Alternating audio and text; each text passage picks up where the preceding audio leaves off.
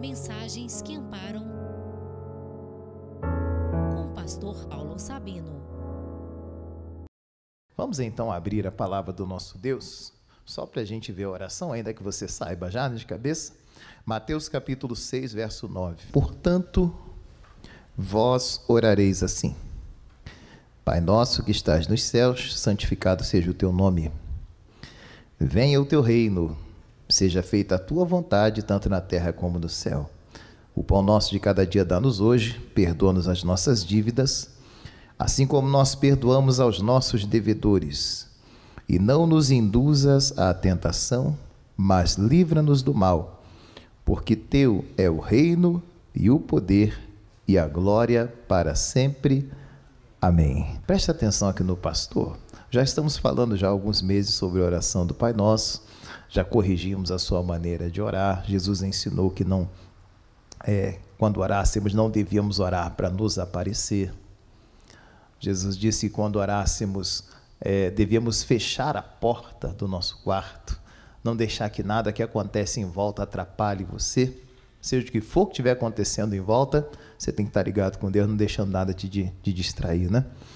E Jesus não gosta de vãs repetições, eu falei isso já no primeiro dia. As vãs repetições, elas desagradam a Deus. Pastor, se eu rezar 1000 Pai Nosso para Deus, será que Deus vai se agradar? Não. Deus não gosta de vãs repetições. Deus gosta de uma oração que é espontânea. Imagina que eu chegasse para você todo dia para falar a mesma coisa. Primeira vez você ia ouvir, ia gostar. Segunda vez você ia até ouvir. Mas na terceira você ia falar, pô, mas de novo. Na quarta você ia falar, poxa, mas o pastor só sabe falar isso. Na quinta você, pastor, mas de novo, pastor, não fala mais isso perto de mim, não. Você acha que Deus ia aguentar, então? Você vai ficar falando para ele 200 vezes a mesma coisa e ele gosta. Se você não gosta, você acha que ele gosta. Deus também não gosta de coisa repetida.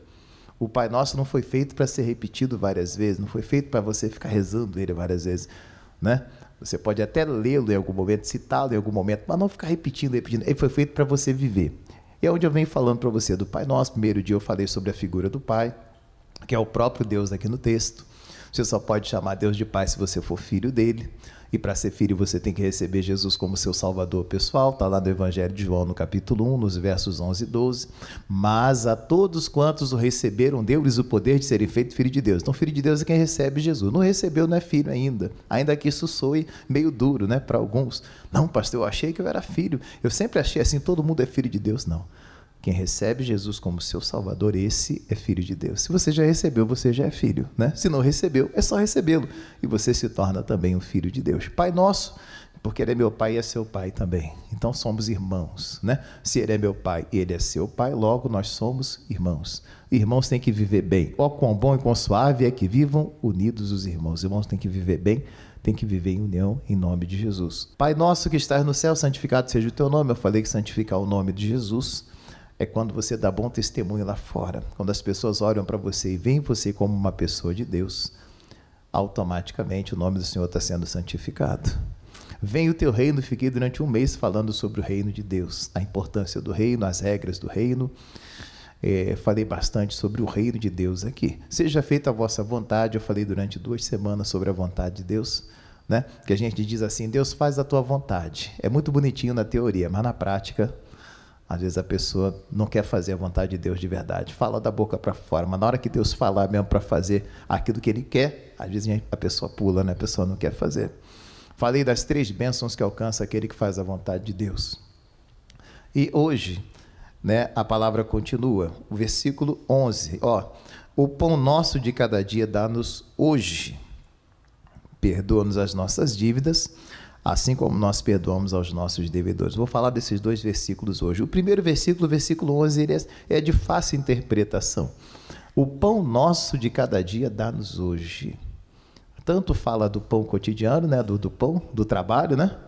Porque a Bíblia diz que o homem come do trabalho das suas mãos. Então, quando eu digo que Deus me deu pão, né, que Deus me dê condição para ter esse pão, não estou pedindo para o pão cair do céu, de graça, mas que Deus me dê condições para trabalhar e ter esse pão na minha mesa, que Deus me dê saúde para trabalhar, me dá condição de ter esse pão.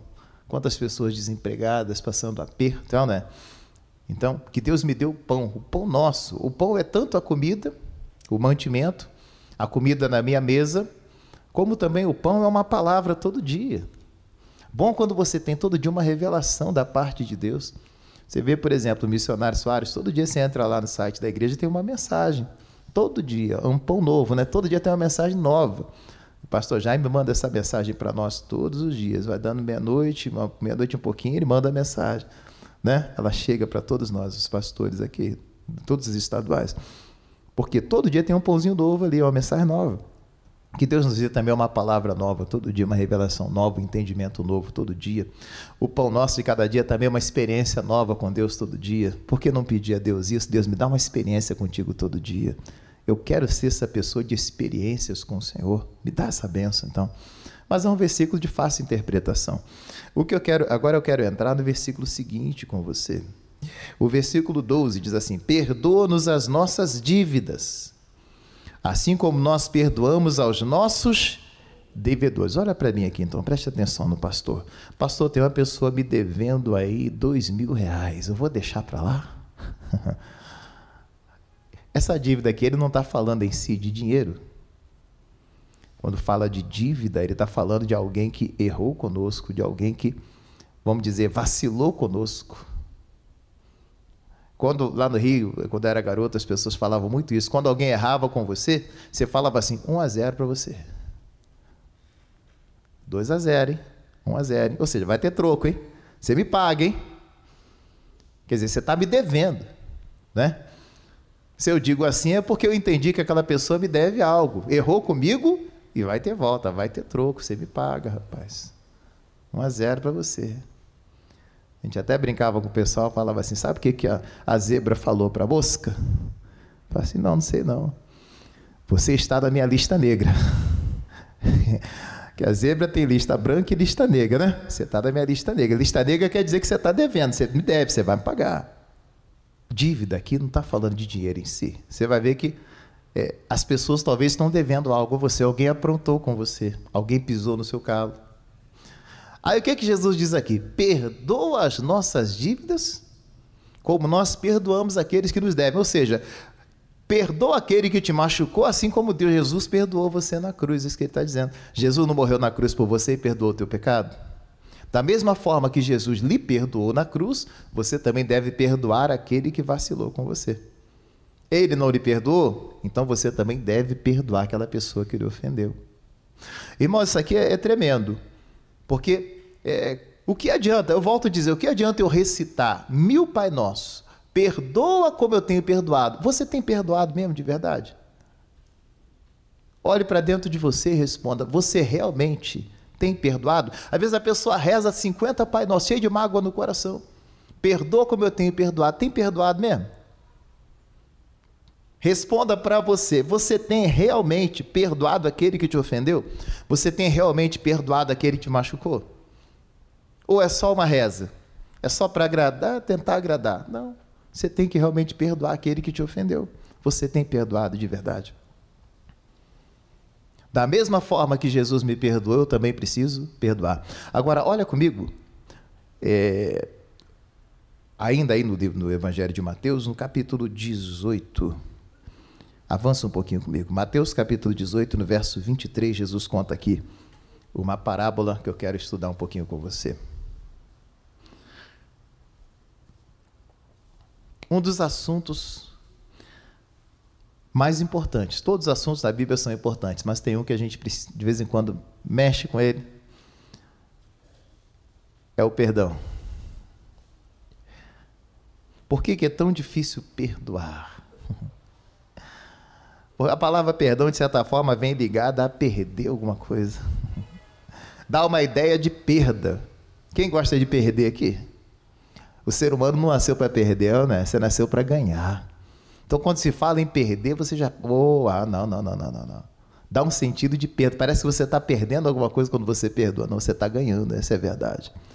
Jesus conta aqui a parábola do credor incompassivo. Deixa eu ler com você, então, o verso 23. Por isso, o reino dos céus pode comparar-se a um certo rei que quis fazer contas com os seus servos.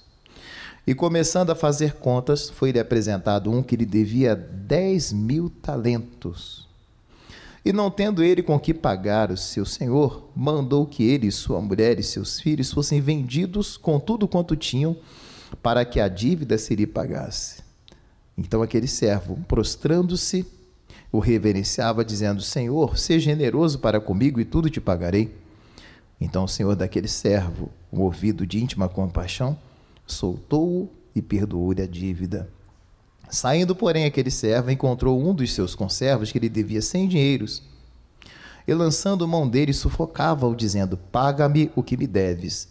Então o seu companheiro, prostrando-se a seus pés, rogava-lhe, dizendo: Seja generoso para comigo e tudo te pagarei.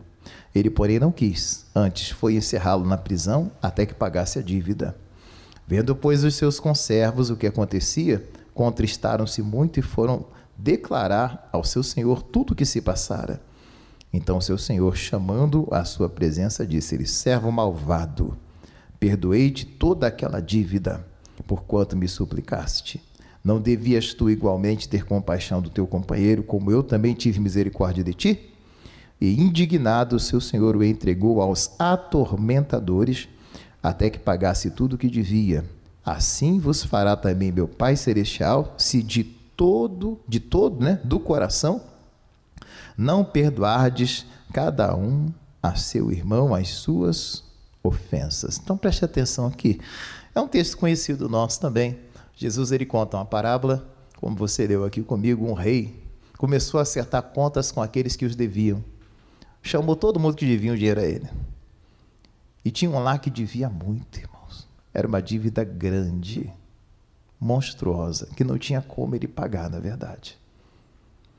E aí o senhor dele falou assim: o negócio é o seguinte, já que você não tem como me pagar, você vai ficar na prisão, você e sua família toda, porque era assim que se fazia. E ele então se ajoelhou diante do seu senhor e falou: não, meu senhor, não faça isso comigo não, eu não tenho como pagar, mas eu vou pagar, eu vou trabalhar e vou pagar, mas não leva a minha família escrava, não. E o senhor teve íntima compaixão. Falei para você uma vez que íntima compaixão, você sente a mesma dor que a pessoa sente. Isso é íntima compaixão. Lá dentro de você, no seu íntimo, você sente o mesmo que aquela pessoa estava sentindo.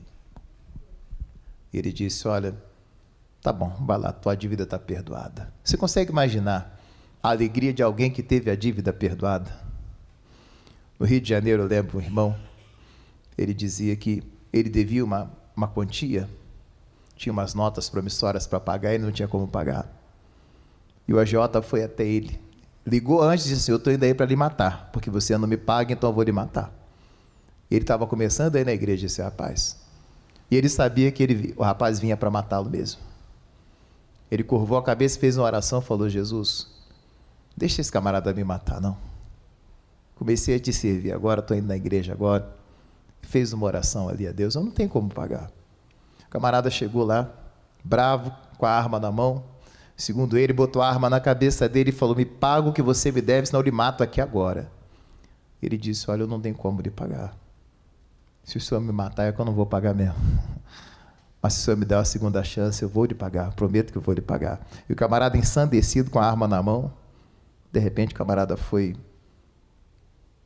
guardou a arma, pegou todas as notas que ele devia, e era muito dinheiro, e foi rasgando as notas na frente dele. E ele disse: espera aí, o que está acontecendo aqui? Ele disse: você não me deve mais nada. Virou as costas e foi embora. O camarada que veio para matá-lo, de repente cismou e perdoou a dívida dele e foi embora. Nunca mais o cobrou. Ele chorava contando isso. Ele disse: pastor, aquilo ali foi a mão de Deus, porque eu ia morrer naquele momento. Ao invés de me matar, ele preferiu perdoar minha dívida e ir embora. É só Deus que faz isso. Esse homem aqui foi perdoado de uma dívida grande, irmão. Grande. Imagina alguém que deve 1 bilhão. Como é que você paga 1 bilhão? Não tem como pagar. Você vai trabalhar a vida inteira e não paga. E aquele senhor simplesmente perdoou a dívida dele. Ele saiu dali todo feliz porque a dívida foi perdoada, a família dele não precisou ser presa. Aí ele encontra alguém que devia também a ele uma quantia, mas uma quantia pequena. Imagina, você deve 1 bilhão, alguém te perdoa. Aí você encontra alguém que te deve 500 reais. Poxa, você devia 1 bilhão. Encontra alguém que te deve 500 reais. Dando só um exemplo, né? Aí ele pegou o cidadão e falou: você me deve um dinheiro aqui. Não, mas não tem como pagar não. Então tu vai ficar preso até me pagar o que você me deve. Você e sua família. Prendeu o camarada com a família dele. Era assim que ele tinha que ter agido, pessoal? Se ele foi perdoado lá uma quantia grande, não era para ele perdoar aqui agora uma quantia pequena? Trancou o camarada na prisão. Aí alguém foi lá e falou com o patrão, com o rei, né? Poxa, rei, estou bem triste aí. O que houve? Oh, lembra aquele que você perdoou um dinheiro grande que ele devia? Pois é. Ele encontrou um outro que devia um dinheiro a ele pequenininho, coisa boba.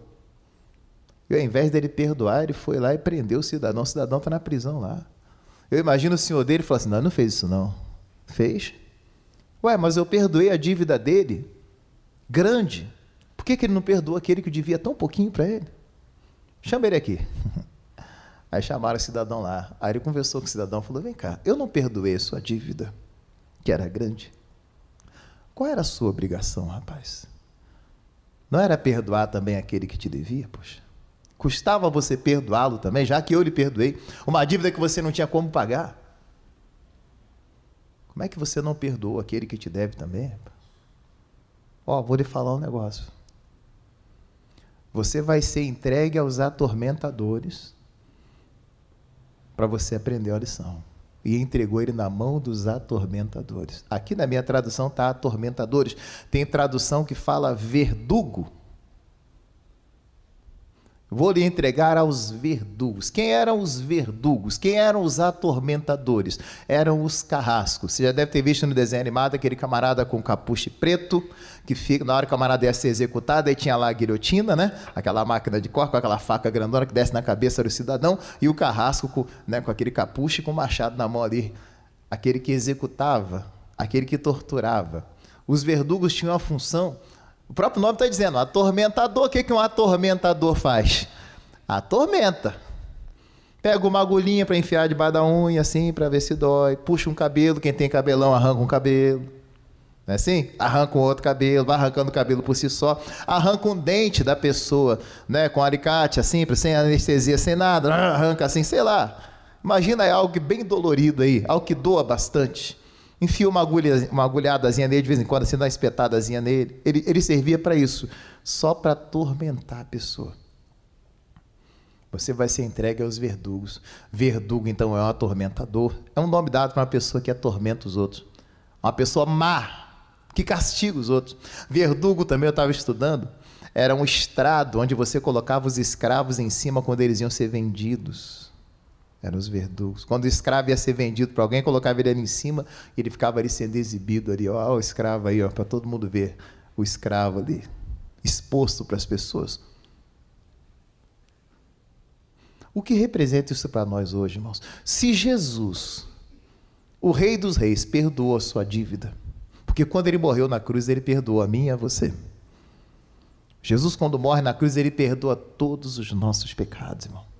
O sangue de Jesus é poderoso para perdoar tudo aquilo que você já fez, tudo aquilo que você faz e tudo aquilo que porventura você ainda vai fazer. O sangue de Jesus perdoa você. É poderoso demais. Agora, se Jesus te perdoou daquilo que você fez lá atrás, e só você sabe o que você fez, tem gente que matou, irmão. Teve gente que roubou. Teve gente que violentou. Teve gente que fez tanta coisa errada. E o sangue de Jesus vem e limpa a pessoa. Perdoa a pessoa. Ora, se Jesus perdoou você, o que você tem que fazer? Se ele perdoou a sua dívida, que era imensa, o que você tem que fazer também? Perdoar aquele que te deve também. Jesus não lhe perdoou? Por que você não perdoa aquele que te machucou? Nós ferimos Jesus com o nosso pecado, irmão. E Jesus nos perdoa. Por que não podemos perdoar aquele que nos machuca também, aquele que nos fere também, poxa? Se ele me perdoou, por que eu não posso perdoar também? Ah, não, pastor, mas o que ele fez comigo foi muito... Ah, e o que você fez com Jesus? E o que eu fiz com Jesus? Ah, mas eu não quero perdoar. Então, não quero deixar para lá, não. Não vou deixar isso para lá, não, porque isso é muito grave o que ele fez. Tá bom. Então você vai ficar na mão dos verdugos. Sabe quem são os verdugos? Os demônios, irmão.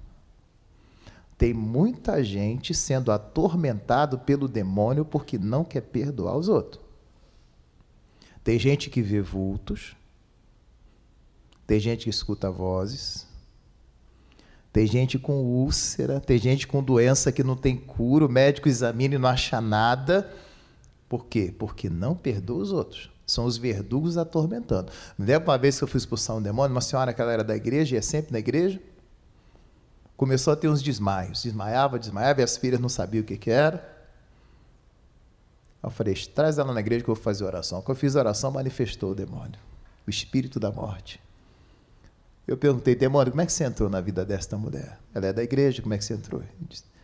Fizeram macumba para ela? O que foi? A resposta do demônio, não, ninguém fez macumba, não. Ela está com mágoa do marido dela.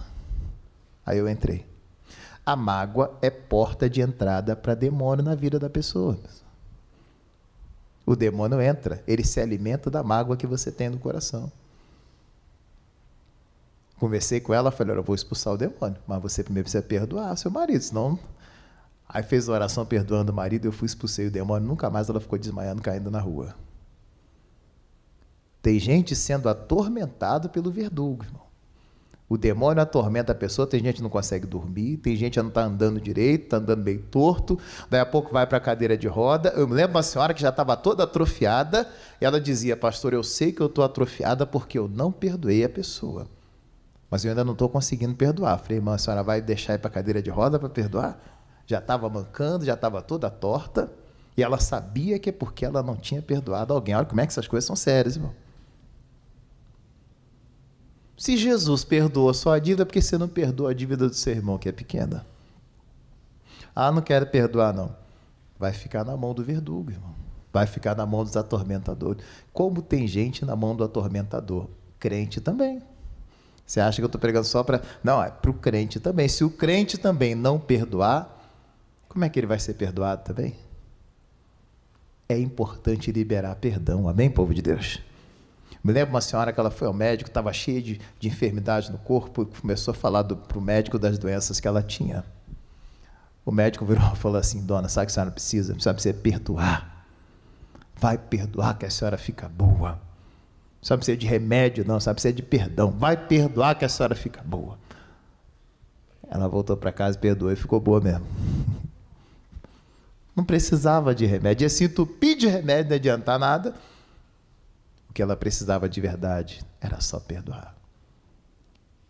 Quando a gente cita no Pai Nosso, perdoa as nossas dívidas como nós perdoamos aos nossos devedores. Você tem perdoado mesmo ao seu devedor? E que adianta rezar Pai Nosso? Na verdade, eu vou falar eu antes de vir para Jesus. Ah, vamos botar que eu rezasse 30 Pai Nosso num dia e não perdoava os outros nada. O que adianta? Rezou 30 Pai Nosso, perdoa como eu tenho perdoado. Aí não perdoava ninguém? Adiantou rezar Pai Nosso? Por isso que eu estou lhe dizendo, rezar Pai Nosso não muda a vida de ninguém. O que muda é você viver o Pai Nosso. Alguém lhe deve? Eu vou perdoar aquela pessoa que me deve. Alguém errou comigo? Eu vou perdoar aquela pessoa que errou comigo. Agindo assim, meu irmão, você vai ser abençoado em nome de Jesus. Diga graças a Deus. Porque senão você vai ficar carregando isso com você. Eu me lembro de um pastor que uma vez ele fez uma ilustração, né? Com o pessoal, uma dinâmica, vamos dizer assim, onde ele chamou o pessoal da igreja dele e entregou uma batata na mão de cada um. E disse assim, vocês vão pegar essa batata. Aliás, não foi nem uma batata, ele falou o seguinte, vamos botar aqui para o meu irmão aqui, como é que é o seu nome? Roberto? Robert, o exemplo aqui, o Robert. Robert, aqui ele botou um saco de batata, vamos botar, tivesse um saco de batata aqui. Robert, você vai vir aqui e vai pegar um número de batatas correspondente ao número de pessoas que te machucaram. Vamos botar que 10 pessoas machucaram você e você estava magoado com 10 pessoas. Você pegava 10 batatas daquela, botava no saco e levava na bolsa. Aí vamos botar que minha irmã ali tivesse 5 pessoas, magoado com 5. 5 pessoas machucaram a senhora, a senhora pegava 5 batatas, está magoado com 5, você leva 5. E assim, cada um da igreja, né? Haja batata, né? Acabou a batata dele lá. Mas a pessoa tinha que levar essa batata aonde quer que fosse, não podia tirar essa batata, não, tinha que carregar. Vamos botar, está no ônibus, tem que levar a batata. Vai trabalhar, tem que levar a batata. Aquele saco de batata tinha que ir com você onde você fosse. Primeiro dia, tudo bem, a pessoa andava com o saco de batata para lá e para cá. Segundo dia, tudo bem. Terceiro dia, tudo bem, só que batata começa a estragar, né? Começou a apodrecer a batata, começou a estragar a batata, começou a feder. Aí a pessoa entrava no ônibus com aquele saco de batata, o Ju começava a olhar de meio de lado para ele assim, meio chateado com ele. Começava, pô, esse cheiro aí. E aquele cheiro incomodando onde ele ia, incomodava. No ônibus, na fila, onde estava o nego reclamando, poxa, essa batata. E ele mesmo incomodado de carregar aquele cheiro. Mas é assim que às vezes a pessoa está vivendo, irmão, carregando mau cheiro com ela onde vai. As pessoas ao redor estão sentindo. É sério. Levar mágoa. Há um texto na Bíblia que diz que você carregar mágoa quando você está magoado com alguém é como se você estivesse carregando um saco de pedra nas suas costas. Quem já carregou pedra aqui? Já carregou pedra e areia? Quem já carregou? Pedra, areia, já carregou? Imagina você com um saco de pedra nas costas o tempo todo. Carregando onde vai um saco de pedra nas costas. É assim que muita gente vive até arriado, irmão.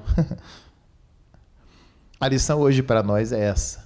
Perdoa as nossas dívidas como nós perdoamos aos nossos devedores. A gente enche a boca para falar isso, né? Estamos realmente perdoando os nossos devedores? Você está realmente perdoando quem te deve? Ou o coração está ainda carregado? Não, pastor, aquele lá não merece meu perdão.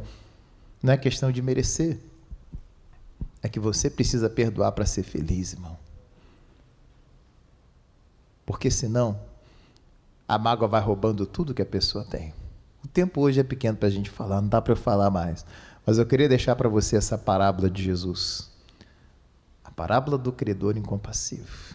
Assim como ele não teve misericórdia daquele que lhe devia, o senhor dele falou, então também não vou ter misericórdia de você, não. Eu te perdoei, você não o perdoou, então também não perdoo você, não. Se você não perdoa seu irmão, como é que Jesus vai lhe perdoar? Se você não perdoa as pessoas, como é que você quer ser perdoado também? Então perdoe, meu irmão. Pastor, mas ele fez isso para mim, fez aquilo para mim, meu irmão, perdoa. Sabe qual a melhor maneira de perdoar uma pessoa? É começar a orar por essa pessoa. Pastor, aquela pessoa me fez isso. Comece a orar por ela. Vai por mim. Escuta o que o seu pastor está dizendo. Comece a orar por ela, pelo bem dela. Você vai ver que daí a pouco você vai conseguir perdoar. Primeiro passo é orar. Mas não ora para acontecer coisa ruim não, porque isso é feitiçaria na oração, né? Deus nem vai ouvir a tua oração. Mas se você orar para o bem da pessoa, vamos botar que eu estivesse aqui muito triste com o amigo Robert aqui. Mas ainda que eu estivesse muito triste com ele, se eu começasse a orar por ele todo dia, Deus, abençoa o Robert lá. Deus, dá uma bênção para ele, abre a porta para ele. Bom, daí a pouco meu coração está limpo, não tem como, eu estou orando por ele todo dia, como é que meu coração vai ficar com mágoa dele se eu estou orando por ele todo dia? A própria oração vai limpando meu coração. Vamos pegar essa palavra e guardar no coração, então, em nome de Jesus. Muito mais do que rezar Pai Nosso, nós precisamos viver o Pai Nosso em nome de Jesus. Vamos aplaudir a palavra do nosso Deus em nome de Jesus. Mensagens que amparam com o pastor Paulo Sabino.